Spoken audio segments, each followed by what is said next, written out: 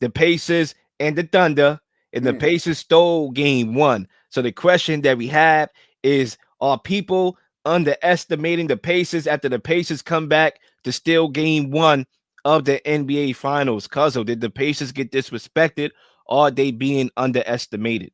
absolutely. And I'm part of it. And I'm part of it because I definitely underestimated this Pacers team, right? As I look at the way they got here, the way they got to the finals, from the first round to the second round, playing teams that I thought wasn't that good, or playing teams I thought was injured, or playing teams I thought that was maybe a little incompetent in coaching or staff, if you want to say, as far as the Knicks was concerned, with Cat and Jalen Brunson's level of defense. You know, their defense was a little shaky, so they exploited that. Right, so I still underestimated them. I said they was going to get blown out by the Thunder, and in game one, it looked like that. It looked pretty good. Thunder handled business. But I'm gonna be real with you, man. Like, this is a real put together team, a well coached team, and I still feel like Thunder gonna win, and that's crazy talk because they keep proving me wrong. When I'm gonna hit knocked on my head and say, "Yo, this is a championship team." It happened before, right? It happened with the Detroit Pistons of Chauncey Billups and that team over there. It happened with them. Well, we just kept saying they're gonna lose. They ain't not that good. And then next thing you know, they wound up winning the championship. So maybe this Indiana team will win a championship. This dude Tyrese is clutch, and he's hitting shots. It keeps going in. I don't know why, but it keeps doing it. It keeps happening. Eventually, we're going to have to give this team some credit. It's a well-constructed team. They definitely play off one another. They're a well-deep team. They got a lot of talent in a lot of different places. Every single player that comes out for Indiana is confident in the system that they're running. I can see that clear as day. Everybody's confident in the system that they're running, that is head coaching, and give kudos to Rick Carlisle. He's a great head coach because they coming out of there very confident. Whatever they're running, no matter if they're down, no matter if they're up, they coming out very confident. I respect that high level. But at the end of the day, I just underestimated them, and I continue to do it because I'm still right here in front of you. It's going to say OKC is going to win the series. And I think Indiana's going to have to win the championship for me to say, man, I guess they're a great team. Look, I think people underestimated how the Pacers thrive under chaos, Mm, which made the gentleman sweep predictions wrong because a lot of people thought it was going to be a gentleman sweep. clear. I included, even though I did go Pacers, excuse me, Thunder in six. I gave them a game last second, the extra game. But look, the Pacers have been doing it all playoffs. Yeah. They've been thriving under chaos all playoffs.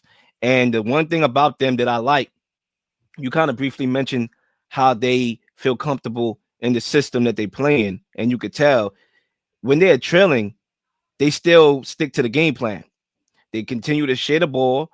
They continue to play fast, knock down the 3-point shots. Even if they down by 15 or up by 15, they play the same. They play the same.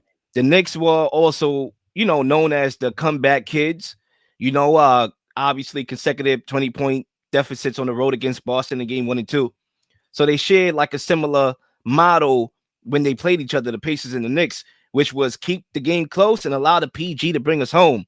But the Clear. Pacers seem to get the better end of those moments, especially in game 1 with that comeback down 14 with 2 minutes left to go. Tyrese Halliburton hit that shot. So the Pacers have been making these comebacks all playoffs. They don't change their style of play on both ends of the floor at that. So even as they continue what they're doing offensively, it's the same thing defensively. They're locking up the opposing team full court, despite being down 15 or despite being up 15. So with all that being said, I still think that the Thunder is the better team and will, like you, Cuzzo, win this series. Because when you look at game 1, I watched game 1 and I had a Yep. long day at work. I ain't gonna lie, I was in my bed. I was struggling, but I was watching. The Thunder controlled the flow of game 1. They controlled the flow of game 1. I never thought the Pacers was going to win that game until I looked up Won and it. they actually won the game. Yep. Okay. And that's their motto. They kept the game close and ultimately they controlled the moment. So the Thunder, you see where I'm going here, Cuzzo? See? Yeah. The Thunder, they controlled the game. The Pacers controlled the moment. So now, obviously, you look at game 2. I think the Thunder is going to win this game by blowout. So the Pacers won't be able to control the moment because that's what they do. They control the moment. They don't even control the game like that most of the time. Right. They're coming back. You know what's so crazy, cousin? What I look at Indiana and the difference between the Knicks per se. This dude Tyrese, he don't have to do what Jalen Brunson do. Jalen Brunson most of the times got to score like 30 and do. He can really be like under the radar a lot in the Yep. game, and then everybody know at the end of the game he's the guy, right? And it was like that in game one, right? Like it wasn't like he was dominating shots or anything like that. Everybody on his team made shots. Like everybody on his. If you go to that fourth quarter, there was about five I or mean, six them dudes. hard knocked down a couple threes. No, everybody feels so connected to the team that everybody feels like, yo, dude, for us to win the game, we all gotta perform. Not just he gotta have a big game. We all gotta perform, and we all gonna have a moment to hit a big shot here or rebound here or something, and they do, and I give them a lot of I credit for mean, that. look what Neem Smith did to my team in game one. I mean, just knocking down three after three. I mean, I was like, are you kidding me right now?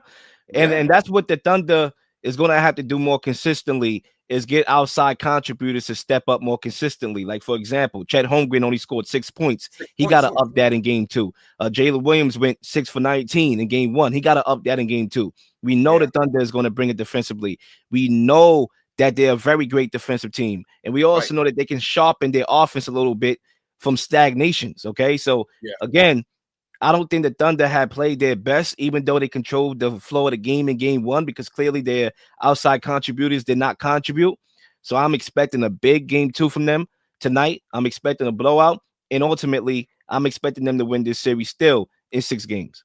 yep. I'm with you on this. Until Indiana actually win the championship, I just still think they're gonna lose. The 2019, so to my guy Kenny, the 2019 Thanks, Raptors Oscar. team wasn't so bad after all.